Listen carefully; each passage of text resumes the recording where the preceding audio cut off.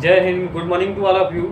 चलिए आज बात करते हैं कि मेडिकल कैसे होता है एयरफोर्स नेवी का, और उसमें अगर मेडिकल में मिस्टेक है तो उसमें आप कैसे इम्प्रूवमेंट कर सकते हैं। और आज से हमारी बातों को सुनने के बाद आपको मेडिकल में कुछ भी प्रॉब्लम नहीं क्रिएट होने वाला है। अगर प्रॉब्लम होगा तो आपको सजेस्ट करेंगे और बताएंगे कि क्या आप कर सकते हैं उसके लिए, तो आप उससे क्या करेंगे, मेडिकल में आउट होने से बच जाएंगे। ठीक है, और ये भी बताएंगे कि ये क्यों है, इसका रीज़न, और खुद का एक्सपीरियंस और कई लोगों का एक्सपीरियंस बताएंगे जो हमारा भी मेडिकल हुआ था इसी टाइप से। ठीक है, उसके बारे में कुछ बताएंगे। ठीक है, और कहाँ पे प्रॉब्लम्स है आपको, ठीक है, कौन सा प्रॉब्लम है तो उसका क्या सॉल्यूशन है, वो सारी चीज़ें आपको बताएंगे। क्योंकि वीडियो को आप स्किप मत करिएगा, क्योंकि आप किसी भी इंफॉर्मेशन को स्किप कर सकते हैं।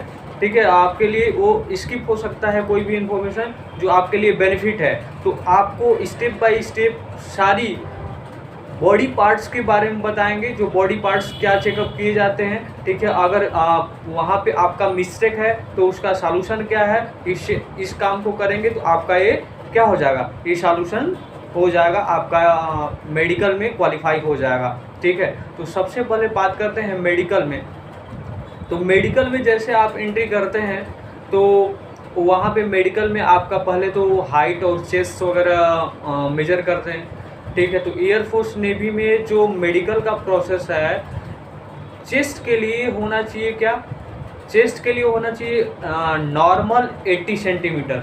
ठीक है, विदाउट एक्सपेंशन, मतलब नॉर्मल चेस्ट आपका 80 सेंटीमीटर होना चाहिए, और एक्सपेंशन फुलाव करके आपको 85 सेंटीमीटर दिखाना है। ये चेस्ट के बारे में हो गई। दूसरी बात, चेस्ट के बाद बात करें तो हाइट के बारे में।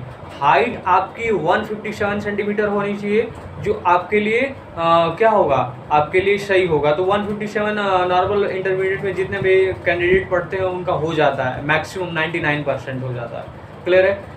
और एक बात और बता दें कि जितने भी विकलांग लोग हैं उनके लिए सही नहीं है, उनका मेडिकल नहीं फिट हो सकता।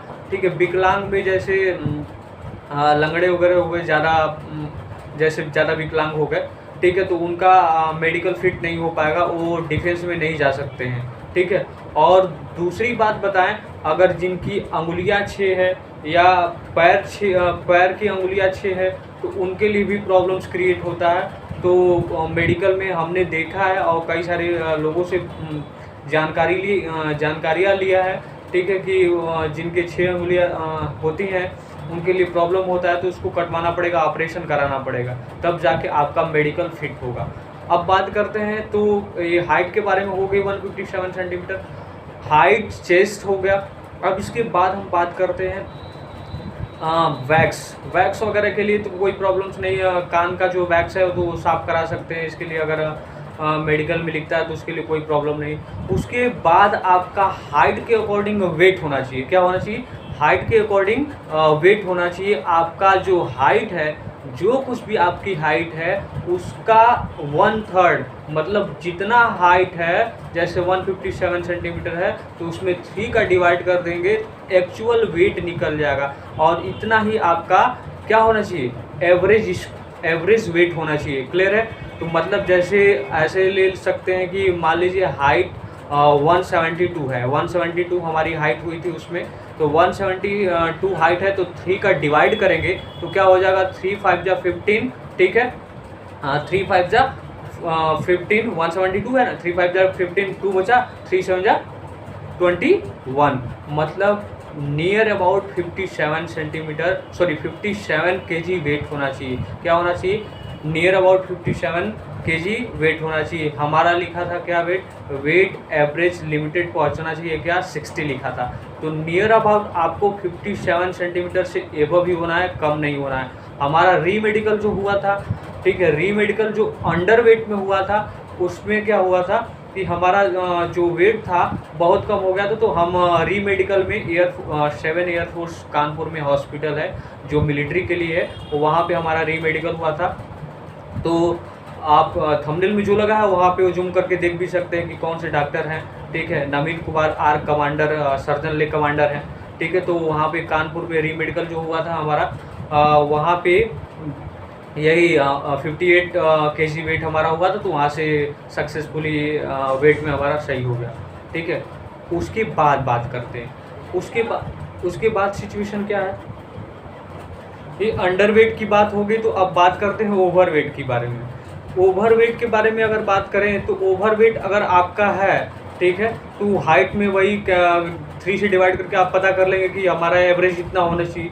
तो आपको वेट कम करना होगा, चाहे दौड़ के या जो कार्बोहाइड्रेट से रिलेटेड फूड वगैरह होते हैं उसको नहीं खाना है, ठीक है। जूस वगैरह ज़्यादा यूज करना है, चावल नहीं लेना है, ठीक है। तो ये आपको इसके लिए क्या करना पड़ेगा, इसका ये सॉल्यूशन है, क्लियर है। और टाइमिंग जो होती है आपको री मेडिकल में ओनली 121 डेज के लिए होती है। टाइमिंग क्या होती है, री मेडिकल में आपको 21 डेज के लिए ही टाइमिंग देता है, क्लियर है। और इतने में ही आपको फिर अपना री मेडिकल दिखाना होता है, जहाँ पे आपको पेपर पे लिखता है वहीं पे आपका री मेडिकल होता है, ठीक है। तो आपका ओवर वेट है तो आपको वेट कम करना पड़ेगा, क्लियर है। ये वेट के बारे में हो गई, ठीक है।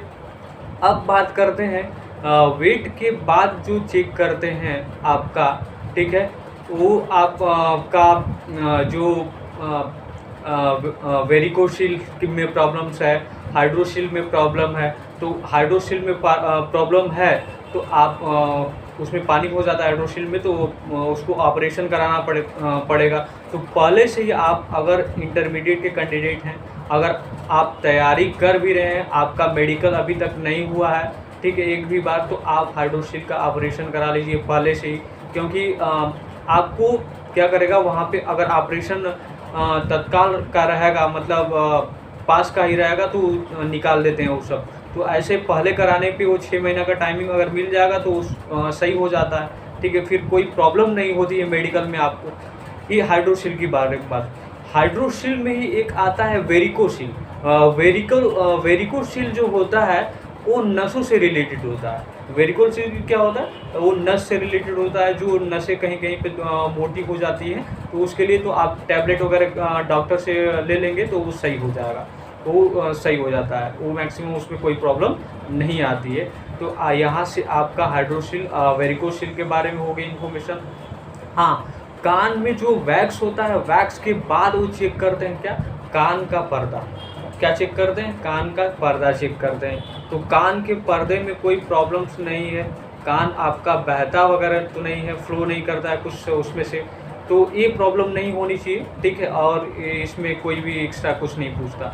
अब नाक में अगर बात करें तो नाक की जो हड्डी होती है बढ़ जाती है। ये कैसे पता चलेगा, आप जब सोएंगे तो आवाज़ आती है, तो जिसकी सोने पे आवाज़ आती है उसी की नाक की हड्डी बढ़ जाती है, ठीक है। इसको इंग्लिश में पता नहीं कुछ बोलते हैं, याद नहीं आ रहा, ठीक है। तो ये नाक की जो हड्डी बढ़ती है उसमें आपको क्या, उसका भी थोड़ा सा ऑपरेशन करा देने पे ये भी सही हो जाता है, ये सोने पे आवाज़ नहीं आता। तो ये ऐसे इसको ले लिया जाता है कि कहीं पे अगर सोल्जर सोएगा तो आवाज़ आएगा तो पता चल जाएगा कि कहाँ का है, ठीक है। तो वैसे मार सकते हैं, ये कर सकते हैं, ठीक है। तो ये नाक का हो गया, कान का भी हो गया। आँख से रिलेटेड अगर बात करें तो आपको अगर चश्मा लगाते हैं तो भी कोई प्रॉब्लम नहीं, चश्मा लगाने के बाद 6/9 का होना चाहिए, चश्मा लगाने पर नॉर्मल कोई कुछ प्रॉब्लम नहीं। अगर आपको कलर विजन हो गया तो कलर विजन में आज तक आप सुनते हैं कि जिसका कलर विजन है उसका सिलेक्शन नहीं है, 100% बोलते हैं लोग, ठीक है। बट ऐसा कुछ भी नहीं है, ठीक है। कलर विजन से रिलेटेड हमारे सामने, ठीक है, कई सारे कैंडिडेट हुए हैं, ठीक है। कलर विजन में आपको कलर विजन होगा तभी री मेडिकल देगा, एक बार आपको चांस दिया जाएगा। तो आप कलर विजन की बुक आती है, उसको पढ़ के आप अपना कलर विजन सही कर सकते हैं, कुछ दिन चश्मा लेकर के उसको आई को सही कर सकते हैं, ठीक है। और उससे रिलेटेड जो विटामिन ए की कमी है उसको, उसकी रिक्वायरमेंट पूरा कर, वो तो जेनेटिक होता है, कुछ भी नहीं। और ये चश्मा लेकर के मैं मैक्सिमम, और उसकी बुक आती है उसको पढ़ के आप कर सकते हैं, ठीक है। तो ये आँख से रिलेटेड हो गया। जो कलर विजन में आजकल लोग बोलते हैं कि आज सिलेक्शन फिक्स है ही नहीं, ठीक है। तो ये आँख, कान, नाक का भी होगा। अब बात करते हैं टीथ के बारे में, जो दांत होता है। तो दांत में डेंटल कैरीज बोलता है जिसको जो गांव में बोलते हैं खोड़ा वगैरह ना, तो इसको बोलता है डेंटल कैरीज, ठीक है। तो डेंटल कैरीज आपको नहीं होना चाहिए, अगर है भी तो डेंटल कैरीज है तो वहाँ पे उस दाँत को निकलवा दीजिए, तो कोई प्रॉब्लम नहीं है। आपका नया दाँत भी लग सकता है, या थोड़ा है, थोड़ा सा भी उसमें का ख़राब है तो उसमें सिल्वर फिल करा सकते हैं। क्या करा सकते हैं? सिल्वर फिल, उससे आपका मेडिकल फिट हो जाएगा, कोई प्रॉब्लम्स नहीं होगी। क्लियर है? इसके बाद ये दाँत से रिलेटेड हो गई, तो दाँत के बाद जो आती है अब पाइल्स वगैरह की, ठीक है। जो पाइल्स वगैरह होता है जिसको बवासीर बोलते हैं, ठीक। अगर बवासीर है आपको, ठीक है, वहाँ पे वो चेक करते हैं सभी, तो बवासीर है तो आप पाइल्स के लिए क्या है उसका सॉल्यूशन, उसको ऑपरेशन करा लीजिए। अगर थोड़ा बहुत हल्का है सिचुएशन, हल्का सिचुएशन है तो वो डॉक्टर उसको सॉल्व कर सकता है, वो डॉक्टर से ले लीजिए। इसमें भी कोई प्रॉब्लम्स नहीं होने वाली है, ठीक है। आप ये बहुत बड़ा प्रॉब्लम्स क्रिएट नहीं करने वाला। अगर हाँ, अगर अब इसके बाद बात करें, नोकनी है, नोकनी जो पैर में जो घुटना होता है, ये पैर का ये घुटना, पैर का घुटना, ये दोनों सटना नहीं चाहिए। क्लियर है? ये सटना नहीं चाहिए। पैर को ऐसे करके आपको चेक करना होता है, ये जो ऐसे होता है पैर ना, उसको ऐसे करके यहाँ पे बीच में चेक कराते हैं कि वो नोकनी है कि नहीं। तो नोकनी आपको है तो उसके लिए भी कोई प्रॉब्लम्स नहीं है। थोड़ा एक्सरसाइज करिए, रात को पैर के बीचों बीच तकिया लगा करके सो जाइए। तो ये कंटिन्यू आपको प्रोसेस 1 महीना करना है, या जब तक आपका मेडिकल नहीं होता तब तक ये अपनी हैबिट बना लीजिए, करिए। तकिया लगा के बीच में सोइए, वो अपने आप गैपिंग हो जाता है, क्योंकि रात में आपका जो टाइमिंग होता है, बहुत टाइम ड्यूरेशन बहुत लंबा होता है। रात का 5-6 आवर्स आपके लिए बहुत काफ़ी है। उसमें ये क्या होता है, डिस्टेंस में आ जाता है, कुछ दूरी पे हो जाता है, तो नौकरी का प्रॉब्लम्स फिनिश हो जाएगा, ठीक है। और या तो अगर ज़्यादा प्रॉब्लम्स है तो आप बीच में डाल करके ईटा के लिए यहाँ पे पैरों को आगे से बांध करके कुछ एक्सरसाइज भी कर सकते हैं, ठीक है। और इसके लिए थोड़ा एक्सरसाइज करिए, ये तकिया वाला काम करेंगे तो हो जाएगा आपका, इसमें भी कोई प्रॉब्लम्स नहीं होने वाली है, ठीक है। अब ये बात करें तो नोकनी के बारे में हो गया। अब ये जो पैर के नीचे का जो पार्ट होता है, ठीक है, जो पैर के नीचे जिसको एड़ी बोलते हैं, एड़ी के नीचे का जो ये पार्ट होता है, जिसको नीचे बीच में बीचों बीच गैपिंग होती है, जो खड़ा होते हैं।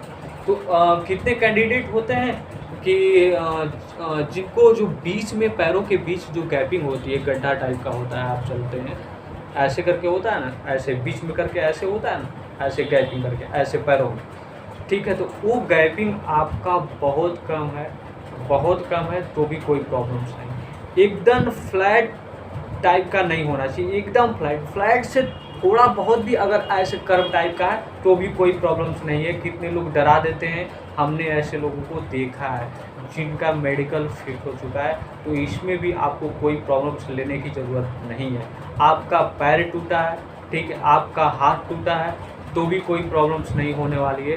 पैर टूटा है तो आपका एकदम ऑपरेशन नहीं होना चाहिए, वहाँ पे हड्डियाँ इधर उधर नहीं होनी चाहिए, उससे कोई प्रॉब्लम्स नहीं होता है। मेडिकल में कुछ प्रॉब्लम्स नहीं होता है, ठीक है। और आपकी हड्डियाँ सही होनी चाहिए, कुल मिलाकर के आप चलते हो अच्छे हो से हो और कोई प्रॉब्लम्स नहीं, चलते फिरते अच्छे से हो, दौड़ते हो, कोई प्रॉब्लम्स नहीं होगा जब तक आपकी हड्डियाँ इधर उधर नहीं होगी। क्लियर है? और एक बात और बता दें कि जो लोग डॉक्टर से लिखवा के लेके जाते हैं, री मेडिकल में सोचते हैं कि डॉक्टर सरकारी डॉक्टर से लिखवा लेंगे गवर्नमेंटेड तो कोई प्रॉब्लम्स नहीं होगा। हम बता दें री मेडिकल में वो डॉक्टर किसी का सुनता ही नहीं है। अगर बहुत खास पकड़ हो, ठीक है, अटैचमेंट खास, मैक्सिमम तो अटैचमेंट होता नहीं, तो बहुत बड़े लोग हैं या अटैचमेंट है तो मान लीजिए काम हो जाता है, ठीक है। लेकिन इसमें भी आपको कोई प्रॉब्लम्स नहीं होगी, ठीक है। अब बात करते हैं नेक्स्ट, जैसे अभी क्या बता रहे थे, 1 मिनट याद करने के लिए, इसको हम क्या बता रहे थे, हाँ, हड्डियों के बारे में, ठीक है। हड्डियों के बारे में तो टेढ़ फूट नहीं होना चाहिए, बस ये कुल मिला के ये होना चाहिए आपका, इसमें कोई प्रॉब्लम्स नहीं। हाँ, हम बता रहे थे कि जो आप ये सर्टिफिकेट लेके जाते हैं ना कि गवर्नमेंटेड डॉक्टर से सर्टिफिकेट लेके जाते हैं तो उसको दिखाने के लिए, तो वो डॉक्टर सुनता ही नहीं, ठीक है, किसी के पकड़ का होगा तो ही सुनेगा, ठीक है, किसी के अटैचमेंट से होगा तो सुन लेगा, नहीं तो ये किसी भी डॉक्टर का लिखा पढ़ा कुछ भी नहीं सुनता। ये आप सोचेंगे कि रीमेडिकल में हम किसी दूसरे का लेके जाएंगे लिखवा करके कि इनको ये प्रॉब्लम्स नहीं है, लिख देंगे तो हो जाएगा, वहाँ पे डॉक्टर नहीं निकालेगा, ऐसी कुछ भी बातें नहीं है। वहाँ पे मेडिकल अगर रीमेडिकल होता है तो आपको एक एक जैसे हड्डी का हो गया डॉक्टर, तो वो हड्डी का एक ही सर्जन होता है, ठीक है, तो वो आपको 10 सेकंड के अंदर देख के छोड़ देगा, आपकी कुछ भी बातें नहीं सुनेगा, ठीक है। तो आपका अगर बहुत ज़्यादा पकड़ है तभी हो पाएगा, ठीक है। तो इससे आपको ये बात क्लियर करनी है कि आप अगर गवर्नमेंटेड हॉस्पिटल से लिखवाते हैं तो मैक्सिमम ये नहीं होता है, समझ, इसको मानते नहीं है वो सब, ठीक है। ये हम नहीं बोल रहे, वो सब ये करते हैं, हमें पता होगा, ठीक है, हम देखे हैं और एक आध दो लोग से इंफॉर्मेशन लिए भी कि इसमें क्या होता है, ये रियली सही है या गलत है, ठीक है। अब नेक्स्ट हम बात करते हैं, ये पैरों के बारे में हो गया, ठीक है, हड्डियों के बारे में हो गया। तो अब अगर कोई भी आपको प्रॉब्लम्स है, अब तो सारी प्रॉब्लम्स हो गई, आपको बस विकलांग नहीं होना चाहिए, ठीक है ना। और कुछ भी प्रॉब्लम्स और कुछ बचा है, हाँ, हाथ का जो हड्डी है वो भी आपका सही, हाथ टूटा है तो कुछ भी प्रॉब्लम्स नहीं है, हार्ट की हड्डियाँ सही होनी चाहिए। यहाँ पे इसको एंगल करके दिखाता है, तो ये आपका एंगल सही होना चाहिए। तो अगर एक प्रॉब्लम्स है तो ये भी इसका भी सॉल्यूशन होगा, ठीक है। इसमें मैक्सिमम कैंडिडेट नहीं निकलते हैं, ठीक है। तो ये आपका हाथ का एंगल चेक करते हैं, आपकी जो अगर हड्डियाँ अच्छे से टूट गई होगी, टूटी होगी या सही नहीं होगा तभी प्रॉब्लम्स क्रिएट करेगा, अदरवाइज आपको प्रॉब्लम्स नहीं क्रिएट करेगा। नॉर्मल टूटा वगैरह है, प्लास्टर हो गया, कोई प्रॉब्लम्स नहीं, ठीक है। और ये नहीं कि हड्डियाँ इधर उधर होनी चाहिए, इससे कुछ भी प्रॉब्लम्स नहीं होगा। समझ में आया? आपकी आई होप सारी प्रॉब्लम्स फिनिश हो गई होंगी, सारी प्रॉब्लम्स का सॉल्यूशन हमने बता दिया है। अब कुछ भी अगर प्रॉब्लम्स है तो आप कमेंट सेक्शन में पूछ सकते हैं, ठीक है। कुछ भी आपकी क्वेरी है तो आप उसके बारे में पूछ सकते हैं, ठीक है। और ये मैथ का जो क्लास चल रहा है ट्रिग्नोमेट्री का, कितने लोग बोरिंग हो गए हैं इससे, ठीक है, कितने लोग बोरिंग हो गए, सर कब तक चलेगा ये ऐसे।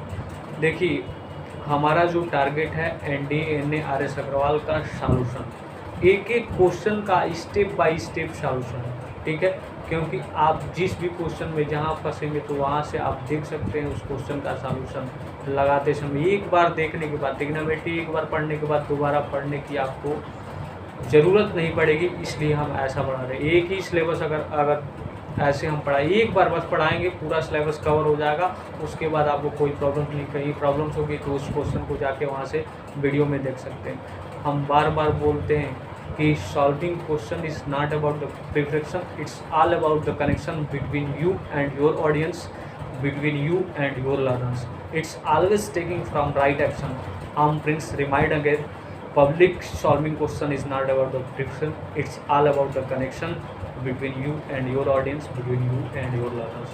ये आपके सिखाने वाले पे डिपेंड करता है कि आपको मैथ कैसे सीखना। हम बार बार बोलते हैं कि जब आप क्वेश्चन का सॉल्यूशन करिए in front of the computer, वहाँ पे सेम क्वेश्चन को कॉपी में मत नोट करिए, ठीक है। नेक्स्ट पॉइंट बताते हैं कि आप क्वेश्चन को अगर देखें तो आप उसके हाफ माइंड, जो क्वेश्चन का सॉल्यूशन होता है, हाफ माइंड क्वेश्चन पे यूज़ करें, हाफ माइंड ऑप्शन पे यूज़ करें। अब उसके बाद आप क्वेश्चन का सॉल्यूशन इजी वे में कर सकते हैं, ठीक है। क्वेश्चन का सॉल्यूशन लॉजिकली वे में करने के लिए सोचिए, ठीक है। ये सारी सिचुएशन हमने जितने भी क्वेश्चन कराए उसमें बताते चलते हैं, ठीक है। और आप डोंट वरी, जो भी हम कराएंगे आपका पूरा एक्सरसाइज, जैसे ट्रिग्नोमेट्री उठाए तो ट्रिग्नोमेट्री का एक एक क्वेश्चन आपको सॉल्यूशन इस चैनल के थ्रू आपको मिलेगा। अगर हम इनवर्स ट्रिग्नोमेट्री कराते हैं तो उसमें भी सभी क्वेश्चन के solution NDA NA RS Agarwal के बुक का मिलेगा। क्लियर है? मिलते हैं। जो भी आपकी क्वेरी है, ये आपको मेडिकल के इम्प्रूवमेंट के लिए जो वीडियो हमने बनाई है, इसमें कोई डाउट है तो कमेंट सेक्शन में ज़रूर बताइएगा, ठीक है। और जितने भी इंटरमीडिएट के कैंडिडेट हैं उनके लिए बहुत इंफॉर्मेटिव वीडियो है। इसको थोड़ा सा अगर आपको वीडियो अच्छा लगा तो अपने फ्रेंड्स में शेयर वगैरह करिए। क्लियर है? तो मिलते हैं नेक्स्ट वीडियो में। जय हिंद, see you tomorrow, have a nice day, thank you.